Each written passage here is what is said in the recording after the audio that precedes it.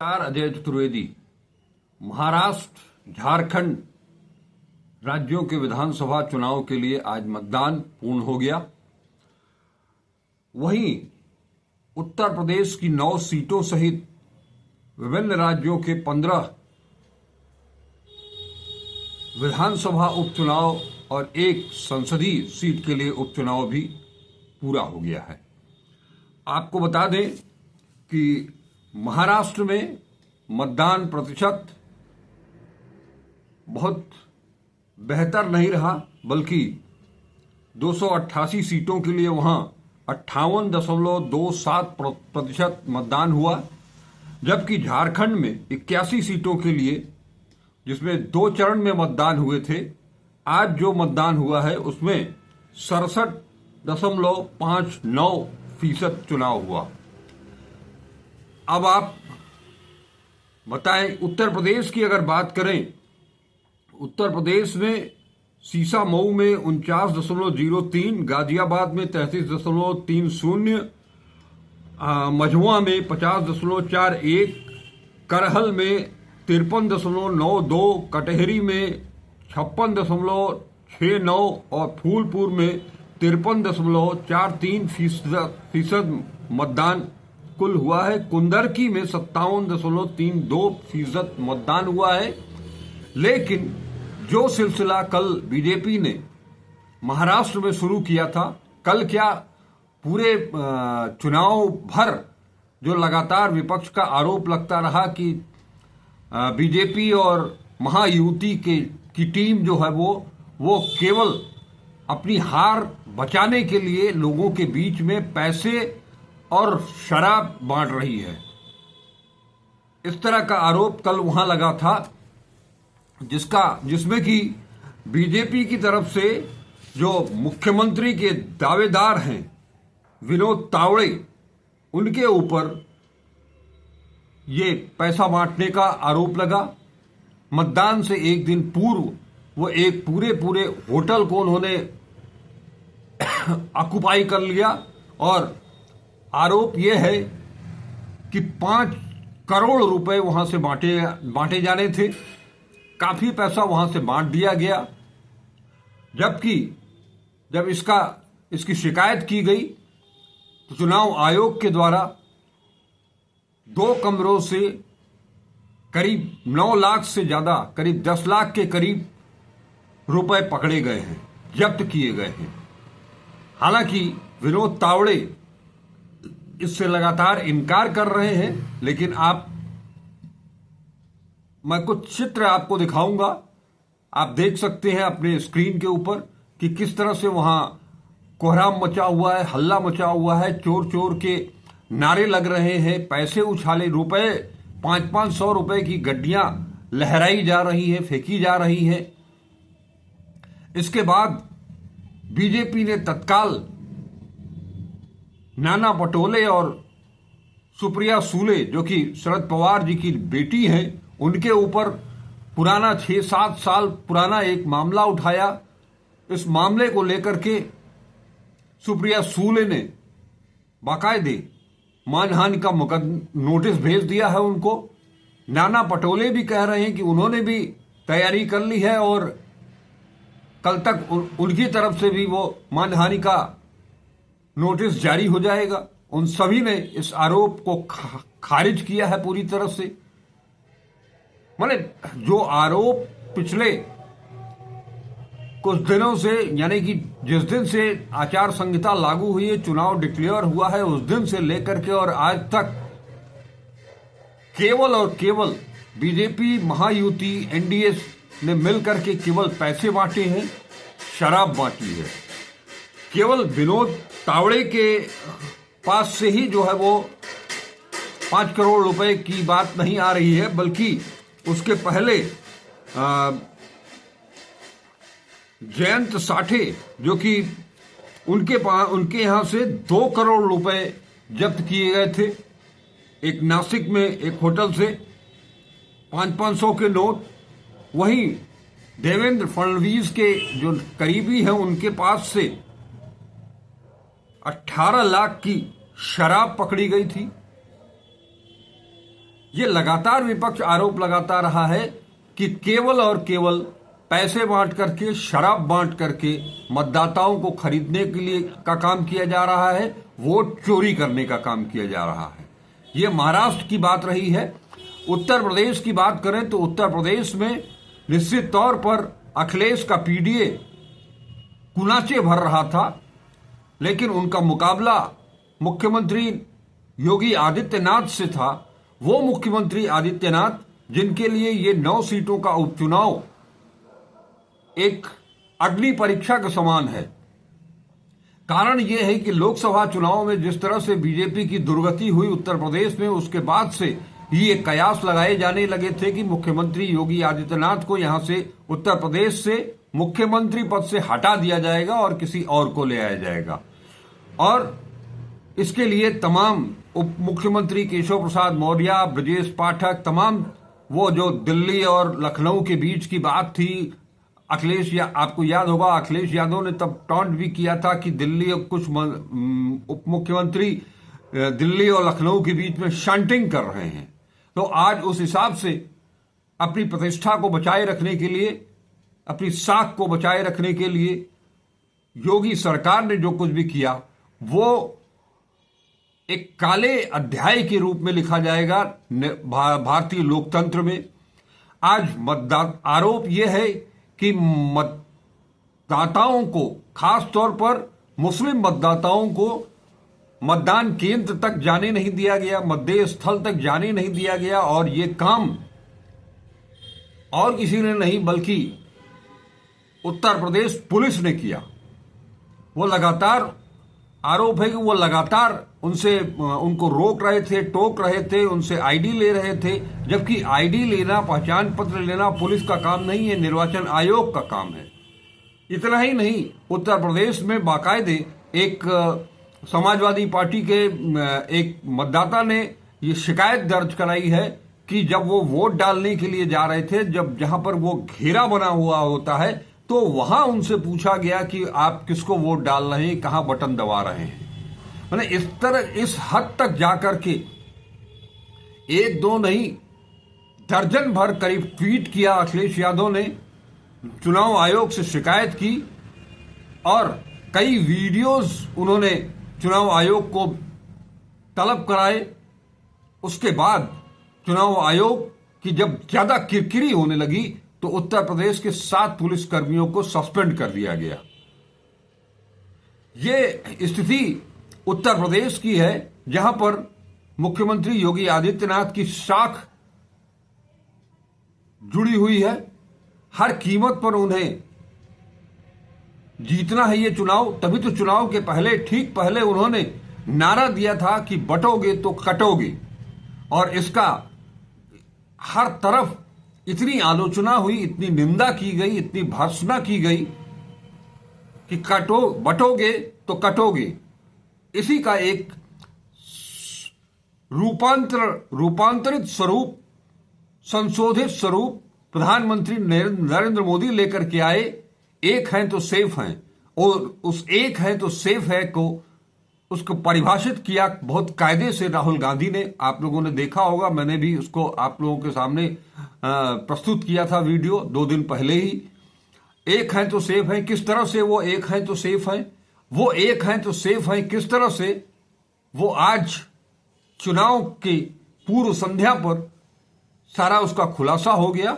और आज भी मतदान के दौरान भी, मतदान से पहले जो कुछ भी हुआ बीजेपी की तरफ से, बीजेपी के मुख्यमंत्री पद के दावेदार, और जबरदस्त ये कुछ भी हुआ है, जो कि बड़ा लंबा खेल है। ये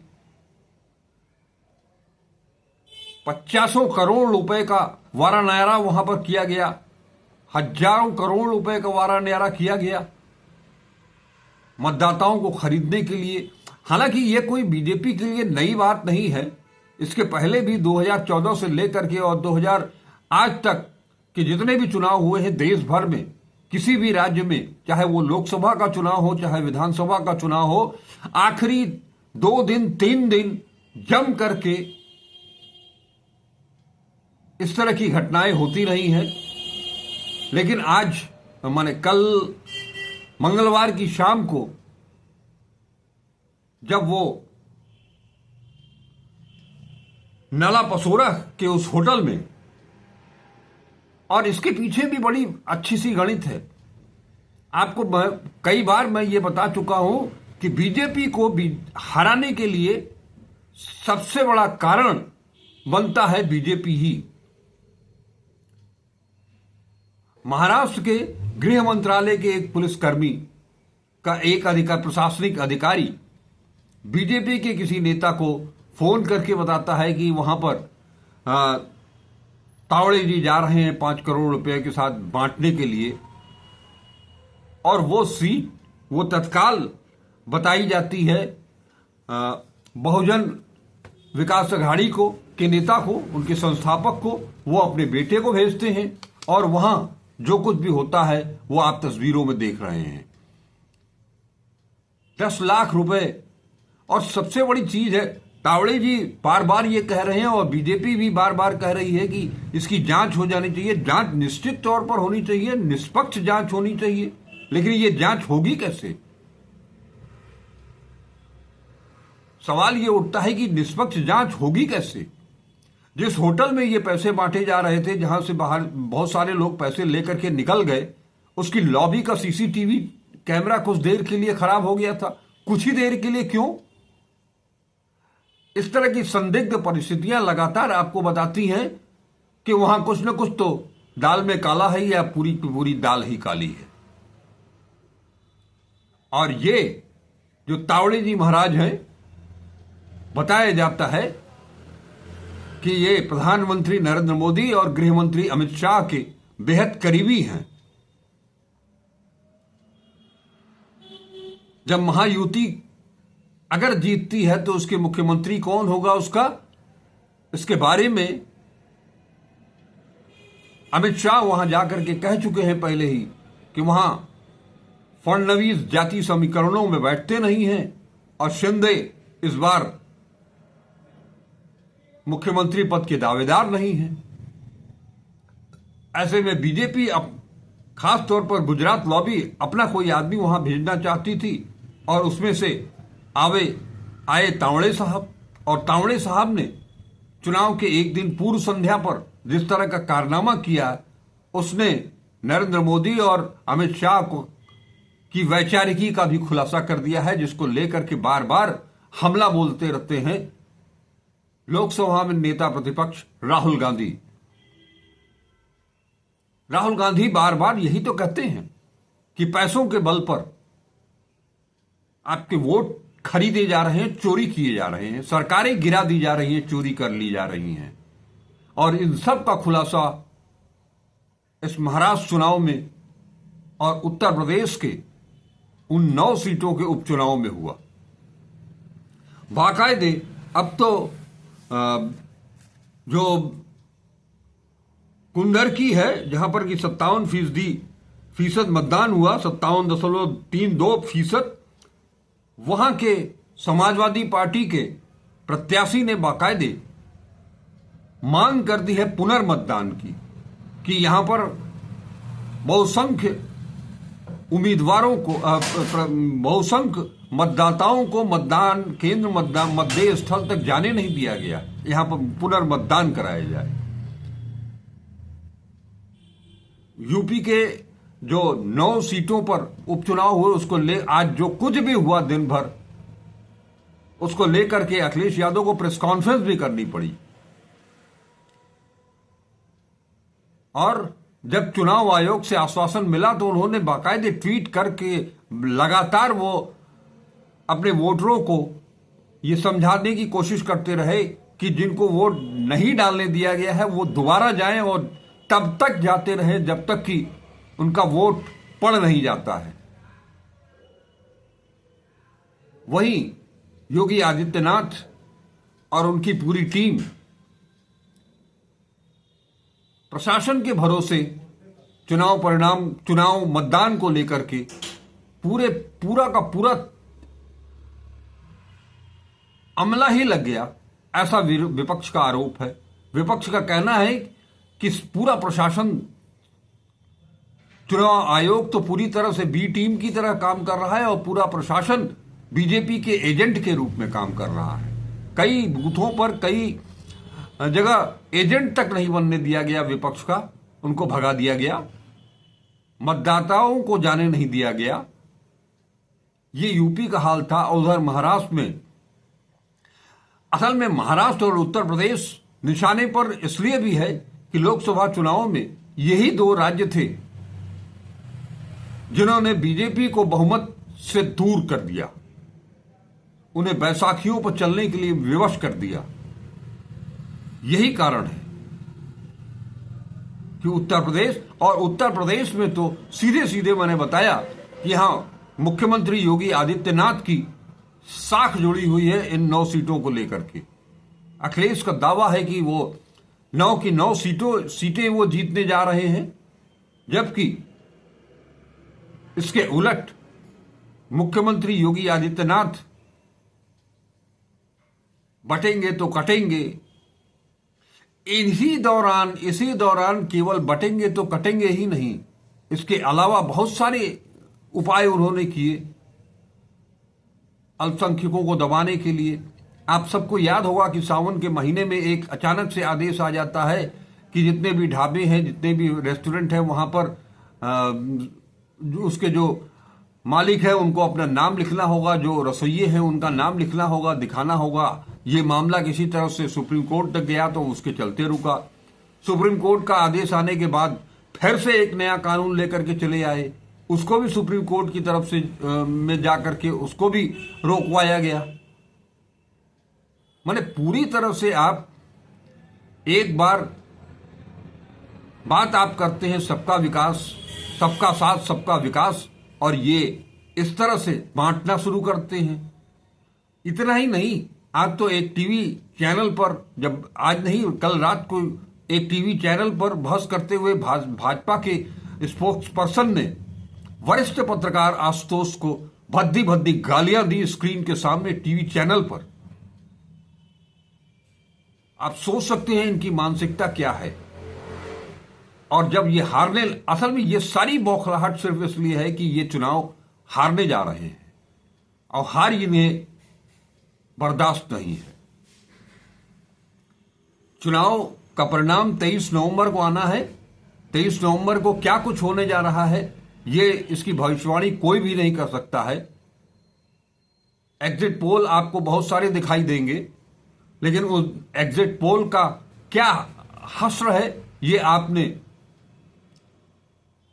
अभी हरियाणा विधानसभा चुनाव में देख लिया है, उसके पहले लोकसभा चुनाव में देख लिया था, जब सारे के सारे लोग जो है वो 400 पार पहुंचा रहे थे बीजेपी को। हरियाणा में क्या कुछ हुआ खेल, जब ये विपक्ष आरोप लगाता है कि चुनाव आयोग पूरी तरह से बीजेपी की बी टीम की तरह काम कर रही है। ऐसे में ये चुनाव का परिणाम जो 23 तारीख को आने वाला है वो बहुत ही कुछ बड़ा खेल दिखाने वाला होगा, क्योंकि इस चुनाव को लेकर के उत्तर प्रदेश में जहां मुख्यमंत्री योगी आदित्यनाथ की साख दांव पर है, वहीं अगर आप महाराष्ट्र चले जाते हैं तो महाराष्ट्र में आप एकनाथ शिंदे हो, देवेंद्र फडणवीस हो, अजीत पवार हो, या अगर कहीं कुछ उल्टा होता है तो शरद पवार हैं, उद्धव ठाकरे हैं, नाना पटोले हैं। इन सब की साख दांव पर लगी हुई है। और शरद पवार तो ये लगातार इस चुनाव के पहले ही उन्होंने कह दिया था और चुनाव भर वो लगातार कहते रहे कि ये उनका आखिरी चुनाव होगा। वो सब कुछ खत्म हो चुका है, अब सब ईवीएम में कैद हो चुका है। आज जो कुछ भी मतदान जिस तरह से भी हुआ, जितना भी हुआ, अगर उन्हीं मतों की गिनती होती है तो क्या होता है, और जब जैसा कि विपक्ष बार बार आरोप लगाता है कि इसमें कुछ अगर खेला होता है तो उसका क्या परिणाम आता है। लेकिन दांव पर बहुत बड़े बड़े दिग्गजों की साख है। इसमें नरेंद्र मोदी, अमित शाह और राहुल गांधी भी हैं। हालांकि राहुल गांधी ने दोनों जगह, झारखंड हो, महाराष्ट्र हो, इन दोनों ही जगहों पर बहुत मेहनत की है, जैसे कि लोकसभा चुनाव में उन्होंने की, और अब की बार महाराष्ट्र और झारखंड में उन्होंने नरेंद्र मोदी, अमित शाह, देव और गौतम अडानी के रिश्तों को लेकर के जो अटैक किया है और बहुत बारीकियों से जो कुछ बताया सिखाया जनता को, उसका क्या परिणाम निकलता है यह भी देखने लायक होगा। हम लोग लगातार इस पर 23 तारीख तक विश्लेषण करते रहेंगे और 23 तारीख की शाम या दोपहर के बाद ही बहुत कुछ साफ हो जाएगी तस्वीर। तब फिर हम आपके साथ मिलेंगे। नमस्कार, अजय चतुर्वेदी।